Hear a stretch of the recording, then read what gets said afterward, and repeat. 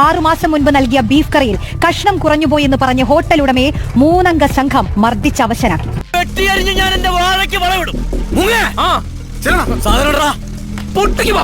ഒരു കടയിലെ ഇത്ര രൂപയ്ക്ക് ആഹാരം കൊടുക്കുന്നതിന് ഇത്ര അളവുണ്ട്, അളവല്ലേ കൊടുക്കത്തുള്ളൂ. പിന്നെ അവൻ അധികം കഴിക്കുന്ന ആളാണെങ്കിൽ അവൻ അധികം വാങ്ങിച്ചിരിക്കണം. നിനക്കതൊക്കെ പറയാം, നീയൊക്കെ ദിവസം കഴിക്കുന്ന ഇതല്ലേ, എനിക്ക് അവിടെ നിന്ന് കിട്ടാനാ. കേരളീയ ഭക്ഷണ കലാപങ്ങൾ ഇങ്ങനെ തുടർന്നുകൊണ്ടേയിരിക്കുകയാണ്. ഒടുക്കത്തെ വിശപ്പും കൊണ്ട് ഹോട്ടലിൽ കയറി ചെല്ലുന്ന മലയാളികൾ ചേട്ടാ വേഗം ചോറെടുക്കുക എന്നേ പറയാറുണ്ടായിരുന്നുള്ളൂ.